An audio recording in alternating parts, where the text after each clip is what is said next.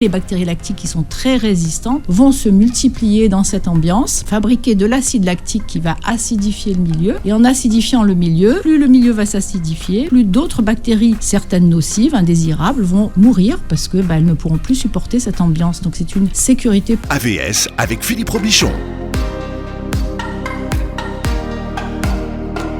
AVS pour à votre santé, la santé est dans l'assiette. J'ai invité aujourd'hui le docteur Martine Cottina. Bonjour et bienvenue. Bonjour Philippe, bonjour à tous. Comme vous le savez, je suis tellement content de vous voir. C'est très gentil, moi aussi. Bien, alors je rappelle que vous êtes gastro-entérologue, spécialiste du reflux gastro-œsophagien et du microbiote, que vous publiez. Alors 2 livres, on va parler du premier, ça s'appelle La magie des aliments fermentés chez Thierry Soucard. Ça s'appelle Soucard maintenant d'ailleurs, Soucard édition. Et dans ce livre, on apprend que vous avez une vie incroyable. C'est-à-dire que vous avez une cuisine.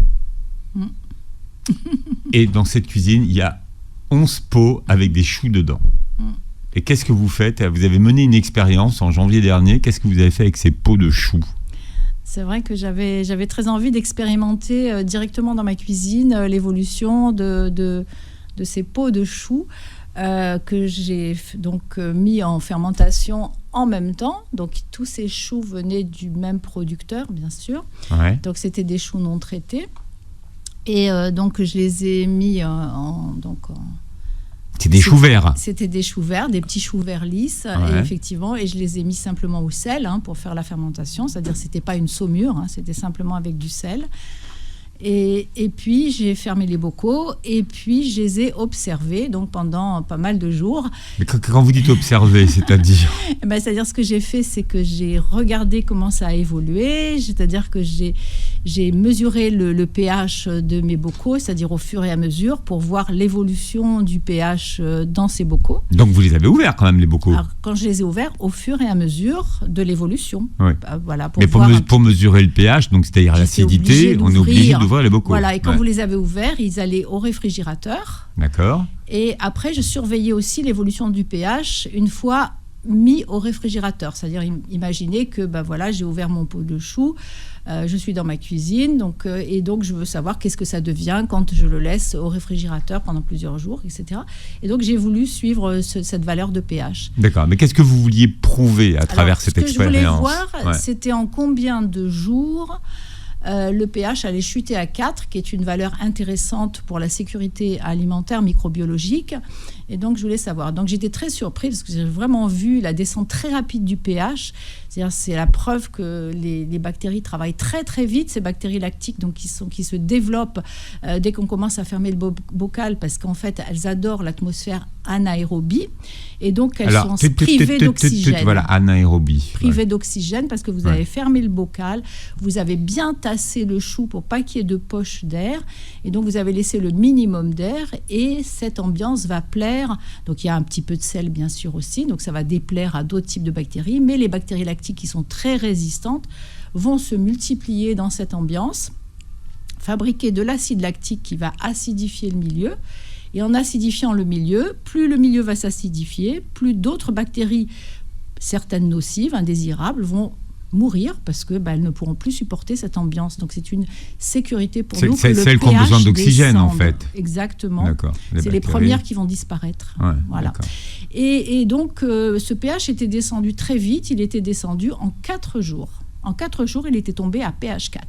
Alors ça ne veut pas dire qu'au bout de 4 jours, j'avais ma sécurité microbiologique. Non, il ne faut pas imaginer qu'en 4 jours, le travail est fait. Parce que simplement au bout de 8 jours, j'ai vu apparaître les arômes. Parce que aussi on cherche que le mets soit appétissant. Donc en fait, il faut les laisser travailler suffisamment longtemps, ces petits microbes.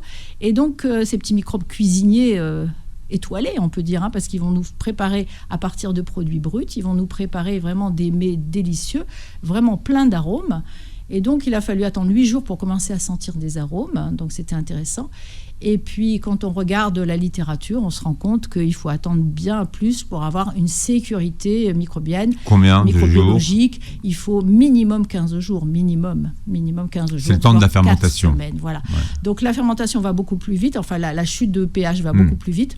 Mais c'est beaucoup plus intéressant d'attendre un peu plus longtemps pour qu'il y ait une belle stabilité. Voilà. Et le pH remonte pas ? Alors le pH a tendance à remonter si c'était trop rapide, c'est-à-dire que si ça descend trop rapidement. Oui, ça descend rapidement. Ouais. Là, vous ouvrez le bocal, vous le rangez au frigo et c'est vrai qu'il a tendance à remonter légèrement, pas beaucoup, mais légèrement. Mais on risque rien.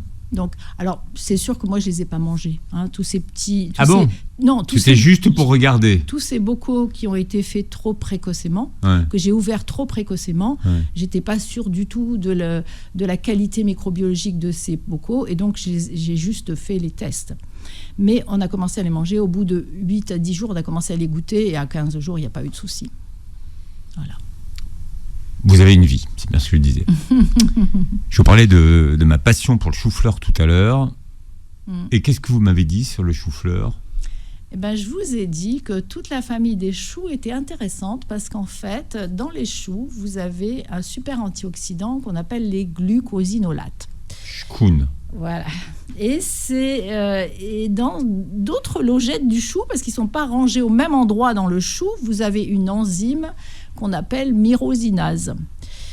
Et pour avoir des produits encore plus intéressants que le glycosinolate de base, c'est-à-dire l'antioxydant de base que vous avez dans le chou cru, il faut l'action de cette myrosinase, c'est-à-dire qu'il faut que les logettes soient mises en contact, par exemple parce que vous allez manger l'aliment cru, par exemple parce que vous allez le mixer, par exemple pour mettre en contact toutes les logettes.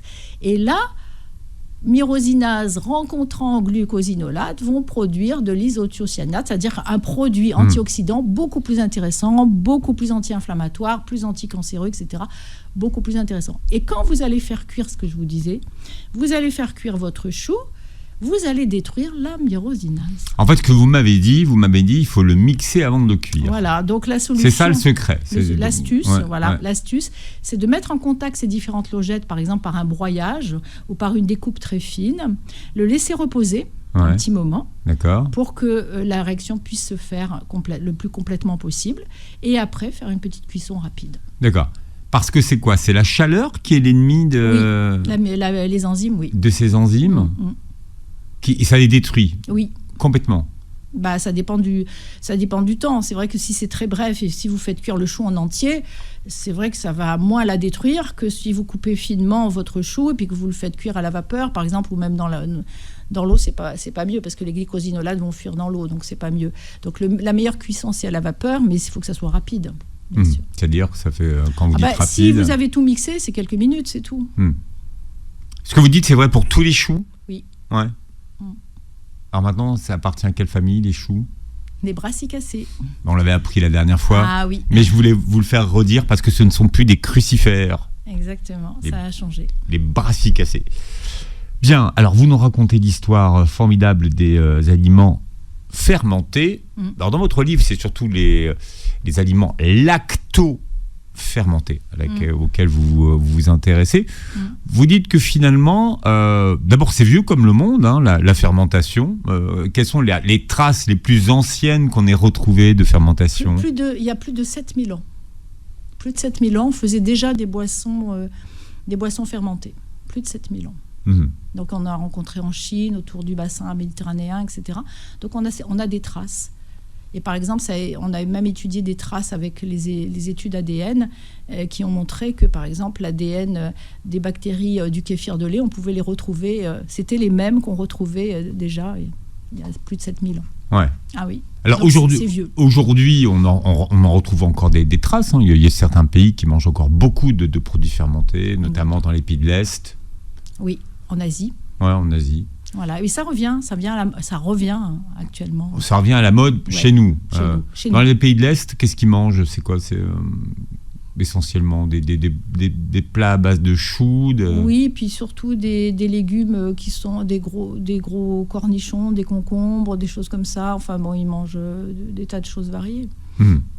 En tout cas, tout ça pour dire que c'est pas une nouvelle mode alimentaire. Non, c'est une mode ancienne. C'est même pas une mode, c'était en fait une technique remarquable de conservation qui est nécessaire à l'époque.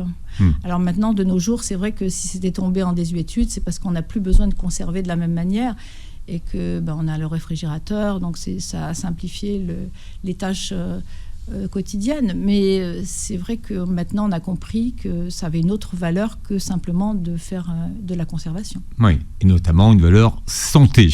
Une valeur santé grâce à tous ces microbes sympathiques qui vont être intéressants pour nous, pour notre santé. C'est un processus de transformation, la fermentation. Qu'est-ce que ça utilise finalement comme élément pour transformer les aliments ? C'est-à-dire les bactéries partent des glucides et vont transformer en acide lactique. Voilà, donc ça dépend en plus après du type de fermentation, mais là on parle de la lactofermentation. Et donc vous avez 2 types de bactéries lactiques. Elles vont soit fabriquer essentiellement de l'acide lactique, soit elles vont fabriquer de l'acide lactique, de l'acide acétique, un peu de gaz carbonique et des arômes, donc beaucoup d'arômes et du CO2. Voilà. Donc en fait ça dépend un petit peu des voies biochimiques que vont utiliser les bactéries lactiques. Alors on dit acide lactique, mais rien à voir avec le lait, hein. Non, pas du tout, oui, c'est ça. C'est parce qu'en fait, ces bactéries lactiques fabriquent de l'acide lactique. Voilà. Et l'acide lactique, c'est quoi alors, si on devait l'expliquer simplement à ceux qui nous écoutent ? Comment on pourrait expliquer ça ?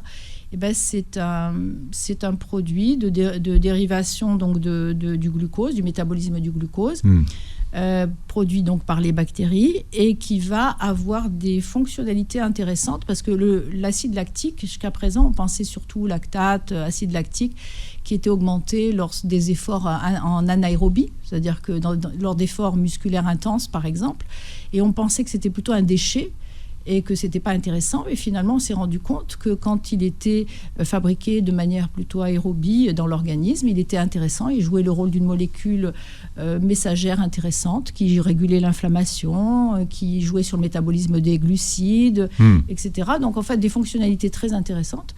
Ma foi, donc il ne faut pas avoir vraiment peur de cet acide lactique. On l'a réhabilité alors. Voilà, qui peut d'ailleurs être retransformé au niveau du microbiote intestinal par des bactéries qui vont le transformer par exemple en butyrate, donc en un autre type d'acide gras très très protecteur pour la paroi intestinale par exemple. Voilà. La nouvelle star, le butyrate. Ah bah voilà. Star de notre microbiote. Oui. Mais l'acide lactique a été aussi remis, peut-être c'est pour ça qu'il y a un regain d'intérêt, remis au goût du jour grâce au microbiote. Exactement, oui, tout à fait. Et aux probiotiques. Oui.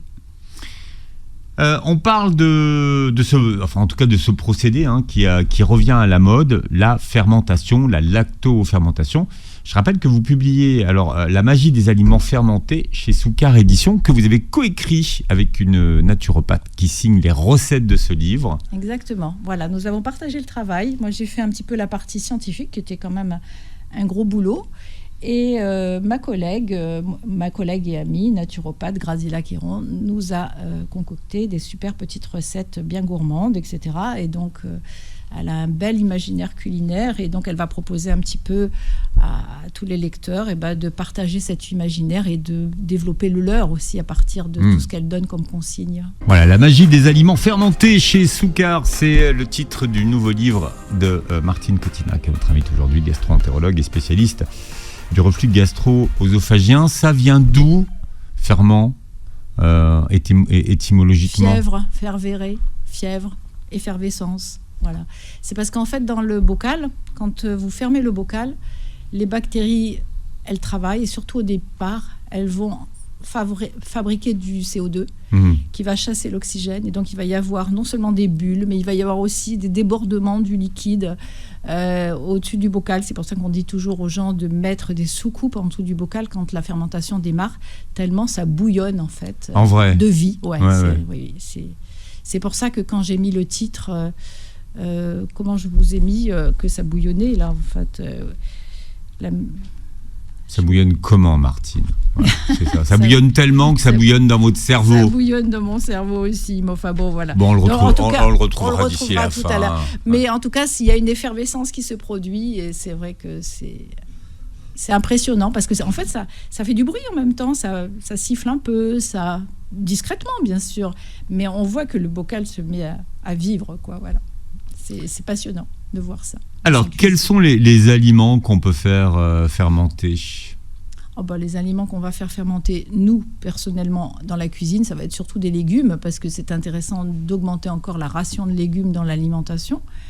Mais c'est vrai qu'on va pouvoir faire fermenter beaucoup d'aliments. Par exemple, vous avez vu que le pain, c'est un aliment fermenté, alors, avec le levain, etc. Oui, mais alors... Le levain, par exemple. Oui, mais on utilise aussi de la levure. Oui, alors on peut faire le levain, on peut faire la levure, c'est complètement différent, c'est pas le même processus. Et mais est-ce que c'est de la fermentation ? Oui, quand vous faites du levain, par exemple, vous avez des bactéries lactiques surtout, un peu de levure, mais beaucoup de bactéries lactiques. Et quand vous faites la fermentation avec de la levure, vous avez de la levure. Voilà. C'est pas pareil du tout comme processus, et vous obtenez pas du tout le même résultat sur la qualité nutritionnelle du pain. Un pain fait au levain et un pain fait à la levure, c'est complètement différent. Ouais. Sauf que le pain est cuit. Donc, est-ce que ça a un impact sur les bactéries, par exemple, la cuisson ? Quand vous cuisez un aliment fermenté, et d'ailleurs, par exemple, les légumes, les bocaux de légumes que vous trouvez fermentés dans le commerce, la plupart sont cuits pour des raisons de conservation, de transport, etc. Donc, c'est cuit. Donc, ça veut dire que, est-ce que pour cela, c'est inutile ? Ce qu'il faut savoir, c'est que avant d'être cuit, par exemple, quand je prends l'histoire des bocaux de légumes, avant d'être cuits, les bactéries lactiques ont travaillé. Elles ont fabriqué des tas de molécules intéressantes, des tas de composés bioactifs. Elles ont fabriqué des vitamines. Elles ont augmenté le taux des antioxydants. Elles ont rendu les minéraux beaucoup biodisponibles.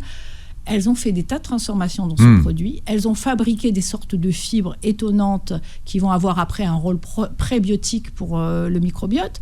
Donc oui, ce bocal est intéressant. Et même si après ces bactéries sont inactivées, tous les produits qu'elles ont fabriqués restent dans le bocal. Donc oui, bien sûr, c'est intéressant. Mais par contre, vous n'aurez pas l'apport de microbes bénéfiques. C'est tout. C'est ça la différence. C'est différent. C'est pas la même chose quand même. Mais c'est intéressant aussi. Voilà. C'est aussi intéressant, mais c'est pas la même chose. C'est pas la même chose. Mais l'impact sur le microbiote n'est pas le même. Non, mais il aura quand même un petit impact. Parce que le fait d'avoir des micro-organismes inactivés, ça va quand même avoir un petit impact. Voilà. Donc, alors, on a vu le pain. Quoi d'autre comme aliment fermenté ? Alors, vous avez le vinaigre, par exemple, à condition de le prendre. Alors, si vous le voulez, avec ces petits microbes, il faut le prendre non pasteurisé. Voilà. Donc, vous avez le vinaigre, vous avez la bière. Donc, vous avez pas mal de boissons qui sont faites régulièrement comme ça. Vous avez le kéfir de lait, le kéfir d'eau. Donc, après, tous les légumes. Après, vous avez le saucisson. Bon, c'est pas... La charcuterie, il faut faire attention, mettre la pédale douce dessus. On sait que maintenant, c'est cancérigène certains, donc il ne faut pas en consommer de trop.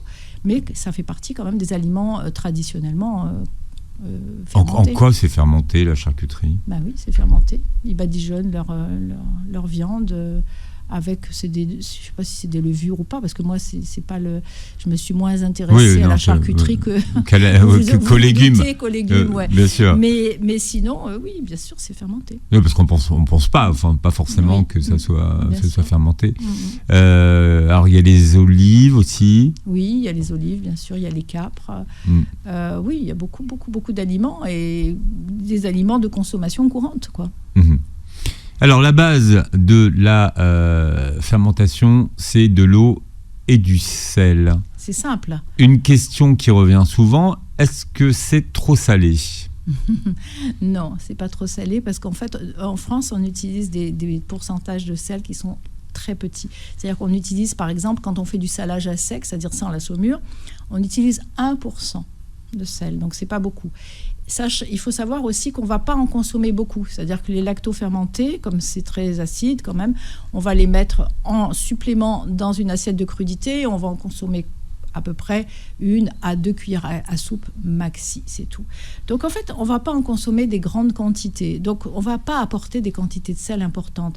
Et en plus, tous ces légumes contiennent une grande charge de potassium.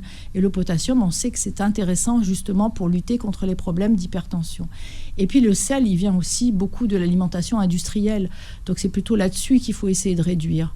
Parce que ce n'est pas sur les 1 à 2 cuillères à soupe que vous allez consommer qui vont augmenter. Alors il y a eu des grandes études qui ont montré que, la plupart des études montraient qu'il n'y avait pas de problème d'hypertension, sauf peut-être chez les gros obèses. Mais voilà. Mais après, il faut voir aussi toute l'alimentation autour de ce qui se passe. Ouais. Alors tout dépend aussi des légumes qu'on utilise. Si on utilise des légumes qui ont poussé sur des sols pollués, alors bien sûr... Qu'est-ce que ça donne ? Alors expliquez-nous. Ce qu'il faut comprendre, c'est que on va faire des fermentations spontanées. Alors, qu'est-ce qu'on appelle une fermentation spontanée ? C'est-à-dire qu'on va travailler avec le légume de base, et c'est à partir des micro-organismes qui se trouvent déjà dans ce légume que va se développer donc, ces bactéries lactiques. Il faut savoir que les bactéries lactiques, c'est à peu près 1% des légumes crus. C'est-à-dire que elles ne sont pas très à l'aise dans ce milieu, mais dans ce milieu aérobie, mais elles sont capables de survivre. Donc elles sont là, en toute petite quantité. Et quand on va enfermer donc, le légume dans le bocal et qu'on va créer l'atmosphère qui leur convient le mieux, c'est-à-dire une anaérobiose, c'est-à-dire privée d'oxygène, là, elles vont se développer, là, elles vont se multiplier, là, elles vont travailler. Et là, ça va devenir plus de 90% des bactéries du bocal, bien sûr, plus de 90%. Donc, pas de risque que ça développe Alors, ce qui est intéressant, c'est que, bien sûr, plus le sol sera bien entretenu, c'est-à-dire que plus le sol sera respecté, moins il y aura de pesticides, plus les paysans font des jachères régulières, etc. Donc, moins il est cultivé de manière intensive, et plus le légume sera riche au niveau nutritionnel et riche au niveau microbiologique, donc avec une microbiologie intéressante. Donc bien sûr, on a intérêt à favoriser des légumes qui viennent de producteurs locaux, ramassés depuis pas trop longtemps. C'est pour ça, c'est l'intérêt des producteurs. Pas stockés trop longtemps non plus dans le réfrigérateur, sinon ça va perdre son intérêt. Donc en fait, pas abîmé d'ailleurs. Et pas abîmé, bien sûr. Oui, pour pas qu'il y ait des colonisations d'autres types de bactéries qui s'y mettent. Donc voilà, je pense qu'il faut effectivement respecter, avoir un légume de belle qualité, et en choisissant des producteurs qui respectent bien leur terre. Je pense que c'est un des secrets pour avoir des aliments de qualité aussi. Alors il y a plusieurs types de fermentation qui existent. Oui, il y a la fermentation alcoolique aussi, par exemple pour faire le vin, la fermentation acétique pour faire le vinaigre, effectivement. Donc tout va dépendre de ce que vont fabriquer les micro-organismes à partir du sucre des aliments. Et la fameuse fermentation donc acétique dont vous parliez tout à l'heure, c'est quoi des bactéries acétiques ? C'est des bactéries qui vont fabriquer donc, de l'acide acétique à partir des sucres, par exemple là, du raisin, par exemple, enfin de la pomme, par exemple. Alors aujourd'hui, ces bactéries lactiques sont très appréciées par l'industrie agroalimentaire. Qui les découvre subitement ? Pourquoi ? C'est-à-dire que faut dire que ces bactéries lactiques, elles sont déjà très utilisées comme probiotiques. C'est-à-dire que c'est des bactéries sûres au niveau de leur sûreté. Elles sont sûres au niveau microbiologique. Donc en fait, on est sûr et on les utilise depuis longtemps maintenant dans les probiotiques. Alors après, il y a eu la question de se dire, est-ce que ces bactéries lactiques sont des probiotiques ? Est-ce qu'on peut les appeler probiotiques ? Et en fait, finalement, non. Les experts ont répondu non. Ils ont répondu non, alors que... Parce que la question leur a été posée. Vous avez vu comment j'ai répondu. Et donc, en fait, elles agissent comme des probiotiques. C'est juste qu'on n'a pas pu faire l'analyse des compositions de tel aliment que l'on consomme. Et donc, on ne peut pas les appeler probiotiques parce qu'on n'a pas la preuve qu'il existe tel ou tel type de bactéries et qu'elles exercent des effets positifs pour la santé. Voilà, c'est juste une histoire de preuve. Voilà. Mais pour nous, on sait que c'est comme des probiotiques. Alors, vous expliquez dans votre livre que la fermentation, c'est simple. Tout le monde peut la pratiquer. C'est simple et pas cher. C'est facile à faire. Ça va vite. Ouais. Ça veut dire quoi que tout le monde peut la pratiquer ? Ça veut dire qu'il n'y a pas besoin de grand-chose ? Il n'y a pas besoin de matériel compliqué. Il suffit d'avoir un bocal qui ferme bien, hermétique. Alors bien sûr, nous, on conseille les bocaux Le Parfait, parce que c'est pratique. Ça permet le bocal Le Parfait, il permet de laisser fuir le gaz naturellement. Donc vous n'avez pas besoin d'ouvrir le bocal en cours de fermentation. Donc c'est quand même intéressant. De l'eau, du sel, de l'eau si on veut faire de la saumure, sinon du sel, un pilon, puis c'est tout quoi. Enfin, on n'a rien besoin. Un pilon parce qu'il faut tasser. Il faut tasser pour éviter les poches d'air au niveau de quand vous mettez votre aliment dans le bocal, il faut éliminer les poches d'air pour avoir le plus rapidement possible cette atmosphère anaérobie. Voilà, avec le docteur Martine Cottina qui est notre invité aujourd'hui, spécialiste du reflux gastro-œsophagien et du microbiote. Un de vos livres à succès, qui s'appelle L'assiette à malice, vient de ressortir dans sa nouvelle édition. 101 astuces pour cuisiner sain, vite, bon, à petit prix. Voilà. Alors il y a plein de questions, notamment on parlait du reflux gastro-œsophagien. Vous répondez à des questions. Ce sont des questions de lecteurs d'ailleurs, que vous avez condensées dans ce livre. Voilà, c'est des questions que les gens se posent. Et donc il y a de très nombreuses questions avec un petit peu de scientifique et puis beaucoup d'astuces et des recettes. Alors aussi bien les légumes, quels sont les légumes pour pouvoir les diversifier dans l'assiette, c'était leur question. Mais comment par exemple, pourquoi est-ce qu'il faut faire tremper les frites ? Oui, c'est un peu anecdotique là. Moi, il y a que l'anecdote qui m'intéresse. Oui, c'est parce qu'en fait, si vous diminuez la formation de composés toxiques lors de la cuisson aux températures. Vous trouvez ça anecdotique ?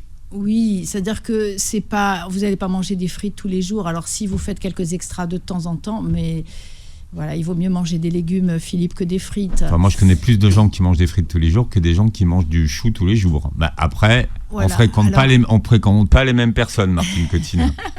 Alors après, effectivement, vous allez trouver diverses questions, comme par exemple, comment bien cuire les légumineuses pour pas avoir un mal au ventre. Des questions, j'ai mal au ventre, ou alors j'ai des gaz, réinventer les recettes pour les modifier, trouver du calcium dans les régimes sans laitage. Donc voilà, vous allez trouver plein de petites réponses comme ça, ou trouver les aliments sans gluten, etc. etc. Donc, alors il y en a une qui va nous concerner bientôt, c'est comment prévenir les lendemains de fête. Voilà, il y en a ça, c'est pas anecdotique. Non, rassurez-moi. Non. Comment prévenir les... Faut cuire un citron. C'est pas vrai ? Oui, c'est vrai que le citron est intéressant dans la détox avec le romarin, par exemple. Oui, c'est intéressant de faire des tisanes. C'est dans votre livre. Et puis de faire un petit peu de jeûne le lendemain. Oui, c'est pas mal, effectivement, de mettre un peu au repos tout ce tube digestif. Donc voilà, vous allez trouver plein d'astuces, des recettes. Et je parle un petit peu, une page sur la lactofermentation, quelques pages sur le microbiote, quelques pages aussi sur la filtration de l'eau, etc., etc. Donc voilà, vous allez trouver plein de petites astuces, un petit livre cadeau intéressant à faire à toute sa famille et à ses amis. Bien, merci. On parle de la fermentation des aliments aujourd'hui. Est-ce qu'il y a des risques pour la santé ? Parce qu'on parle toujours des bienfaits santé, mais est-ce qu'il y a des risques pour la santé de manger des aliments fermentés ou lactofermentés ? Oui, effectivement, vous avez des risques, mais ils sont extrêmement minimes par rapport à l'utilisation qu'on va en faire. C'est-à-dire que le risque qui fait peur un petit peu à tout le monde, c'est le risque de contamination par des bactéries néfastes. C'est ce qui fait peur un petit peu à tout le monde et c'est ce qui retient un peu les gens des fois à utiliser des aliments lactofermentés. Et en fait, le risque est extrêmement minime. Il est beaucoup moins important que quand vous prenez des aliments en conserve, par exemple, quand vous faites vous-même vos conserves. Voilà. Ouais. Donc, il faut savoir que ça existe. Rien n'est zéro. En médecine, il n'y a rien de zéro. Mais le risque est extrêmement minime. Et donc, par exemple, dans une grande expérience française qui a été faite avec l'étude Flegme, là. Alors, c'est un programme Flegme. Vous nous expliquez ce que ça veut dire, Flegme, déjà ? Voilà, c'est la fermentation des légumes. C'est l'acronyme pour fermentation des légumes. Et donc, c'était réalisé par l'INRAE de Bretagne. De Bretagne, c'est ça. C'est les Bretons, de Bretagne et Pays de la Loire, les deux. Voilà. Et donc, ils ont réalisé une étude en partenariat avec des experts qui connaissaient bien la fermentation, des lycées agricoles, et puis surtout 250 citoyens fermenteurs, c'est-à-dire qui allaient faire fermenter leurs bocaux de légumes. Et donc, ils ont étudié ces divers échantillons pour voir si effectivement il y avait un risque de contamination dans ces bocaux. Et ça, je trouvais que c'était très intéressant. Ils ont trouvé aucun risque, surtout des bactéries habituellement incriminées, comme Escherichia coli, la listériose, etc. Donc, il n'y avait aucun sur 75 bocaux. Et donc, en général, les cas qui ont été décrits, c'est plutôt des cas d'aliments fermentés industriels. Voilà. Il peut y avoir des petites erreurs de manipulation, mais c'est quand même très très rare. Donc ça, c'est vrai qu'il faut... Alors c'est sûr que quand vous faites vous-même vos fermentations et que vous ouvrez un bocal et qu'il a une couleur qui n'est pas habituelle ou qui sent une odeur pas très agréable, c'est sûr qu'il faut le mettre au compost, il faut le jeter en fait, voilà, il faut le jeter.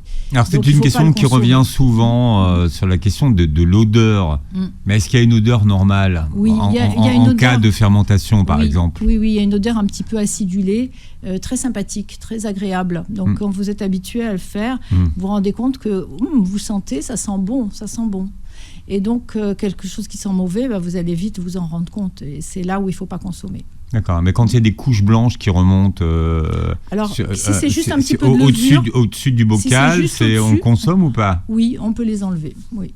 Voilà, si c'est juste au-dessus, oui. Alors, vous avez effectivement ma collègue qui a fait pas mal de questions-réponses, justement. C'est une question qu'elle soulève voilà, sur les remontées de couches blanches au-dessus des bocaux. Donc, tout à fait.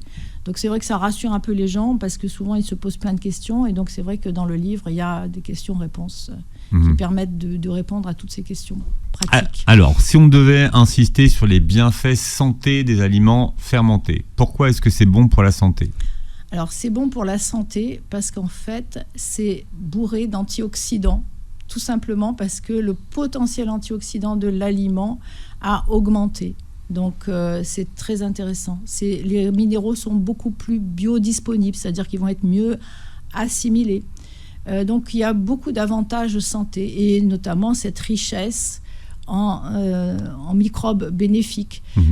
Cette fabrication de fibres intéressantes faites par les micro-organismes qui vont fabriquer des sortes de fibres qu'on appelle des exopolysaccharides, qui sont très intéressants, qui vont servir aux microbes eux-mêmes, parce qu'ils font rien aussi, ils pensent à eux aussi, ces microbes, et donc ça va les servir pour se protéger du milieu acide, des agresseurs, etc. Mais nous, ça va être intéressant pour nous, parce que ça nous apporte un potentiel aussi antioxydant, donc ces molécules sont antioxydantes, anti-inflammatoires, et puis elles ont cette fonction de prébiotique, c'est-à-dire qu'elles vont nourrir notre microbiote intestinal. Donc c'est-à-dire qu'une fois que l'aliment sera ingéré, elles vont servir de prébiotique. Donc on se rend compte que c'est intéressant à plein de niveaux. Là, je vous ai donné que quelques petits échantillons, mais c'est très intéressant pour la santé. À noter qu'aujourd'hui, les bienfaits des aliments fermentés sont validés par la science. Exactement. Et donc, c'est ça qui a changé. C'est que finalement, aujourd'hui, la science s'est intéressée aux aliments fermentés et a fait des études. Oui. Et alors, ce qui est intéressant, c'est cette complicité entre ces microbes qu'on apporte par l'alimentation, des aliments fermentés, et notre microbiote intestinal. Parce qu'on aurait pu s'imaginer, se dire, finalement, comment ça va se passer ? Parce que comme ces microbes apportés par les aliments fermentés sont très résistants à l'acide, ils vont pouvoir passer la barrière de l'estomac, parce que c'est quand même pas facile de passer l'acidité gastrique. Donc là, ils vont la passer puisqu'ils sont habitués à résister à l'acide, et donc ils vont pouvoir arriver au niveau de l'intestin et travailler en partenariat avec le microbiote intestinal, donc continuer à travailler, continuer à produire des molécules, par exemple, antibactériennes pour détruire les indésirables, continuer à produire, par exemple, certaines vitamines, continuer à produire des exopolysaccharides, etc., etc. Donc, ils vont travailler tout le long de leur chemin. Ils ne vont pas forcément s'implanter, mais ils vont transiter, et pendant qu'ils transitent, ils enrichissent notre microbiote. Et on s'est rendu compte que les gens qui mangeaient des aliments fermentés avaient une meilleure biodiversité, alors que les gens qui mangeaient beaucoup de fibres avaient plutôt un microbiote qui fonctionnait bien, mais pas forcément aussi bien diversifié que ceux qui mangeaient des aliments fermentés. Qu'est-ce que ça veut dire ? Alors, ça veut dire qu'il vaut mieux privilégier les aliments... Non, il faut les deux. Pour moi, il faut les deux. Parce qu'en fait, il faut beaucoup de fibres. Parce que les aliments fermentés, on va les manger quand même en petite quantité, surtout quand ça sera des aliments végétaux avec des aliments non pasteurisés. Donc, on va en manger en petite quantité. Et donc, à côté de ça, il faut qu'il y ait beaucoup de légumes. Et donc, du coup, ça sera intéressant parce qu'on va augmenter la fonctionnalité de notre microbiote et la biodiversité de notre microbiote. Et la biodiversité, c'est important parce qu'on s'est rendu compte que dans toutes les maladies actuelles, le problème, c'était un problème de baisse de la biodiversité dans le microbiote intestinal. Et c'est ce qu'on va retrouver dans toutes les pathologies actuelles chroniques inflammatoires, toutes.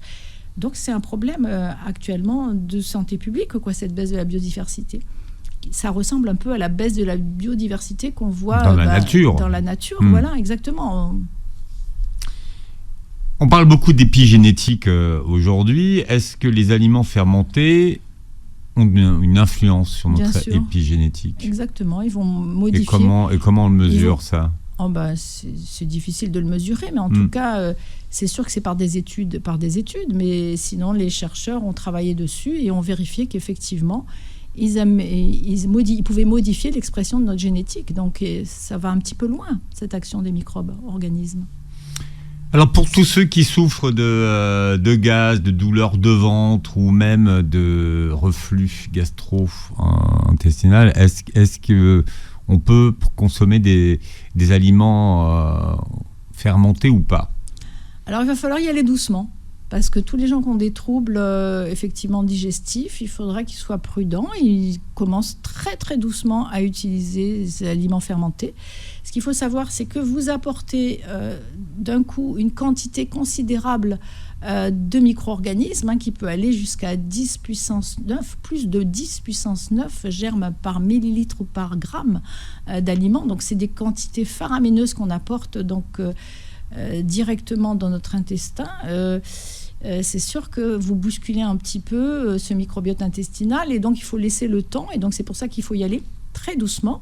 Vous allez avoir des gens qui ne vont pas supporter effectivement et puis vous allez avoir d'autres qui vont être à qui ça va faire énormément de bien justement. Donc il faut laisser une phase progressive d'installation. Il faut tester quoi. Voilà, il faut y aller doucement et puis il faut tester. Et puis on s'est rendu compte que les gens qui augmentaient, par exemple dans une étude où ils ont effectivement fait augmenter la consommation d'aliments fermentés de manière régulière, ils se sont rendus compte que les gens avaient plus de gaz les 4 premières semaines et qu'après tout s'est stabilisé parce qu'en fait tout s'est rééquilibré avec le microbiote intestinal. C'est-à-dire que quand vous laissez s'installer, il va y avoir certains microbes qui vont consommer aussi de l'air, etc. Donc du coup, ça va se rééquilibrer. Donc il faut prendre son temps quand on installe les aliments fermentés. Bien. Vous qui êtes une adepte du régime méditerranéen, avec les aliments fermentés, c'est le duo gagnant. Effectivement, parce qu'en fait, c'est pas utile de manger que des aliments fermentés et de manger fast-food à l'heure actuelle. C'est toujours mieux que rien, mais c'est pas ça le but. L'objectif, c'est que les aliments fermentés soient un plus dans une alimentation santé. Et l'alimentation santé, actuellement reconnue par les chercheurs du monde entier, c'est l'alimentation méditerranéenne. Pourquoi ? Parce qu'elle est très riche en végétaux. Et ces végétaux, c'est un point très intéressant pour notre microbiote intestinal. Tout tourne toujours autour de notre microbiote intestinal. On parlait du sel, mais il y a aussi les herbes aromatiques. Est-ce que les herbes aromatiques perturbent le processus de fermentation ? Effectivement, ça peut modifier. Par exemple, on s'est rendu compte que quand on met du carvi, alors herbes aromatiques, épices, etc., condiments aussi. Donc quand on met de l'ail, quand on met du carvi, quand on met de la coriandre, c'est intéressant parce qu'on va diminuer la production de certaines molécules qui peuvent déranger certaines personnes, comme par exemple des amines, etc., l'histamine par exemple, etc. Donc oui, c'est intéressant. Mais les piments... Alors les piments, ça va retarder par exemple. Ça va retarder la fermentation. La fermentation va s'installer beaucoup plus lentement. Oui. Bien sûr, vous allez modifier le cours en rajoutant, mais on le fait quand même. Bien, alors, montrez votre livre. Je rappelle que vous publiez La magie des aliments fermentés chez Soukar et que la nouvelle édition de l'assiette à malice vient de ressortir, là aussi.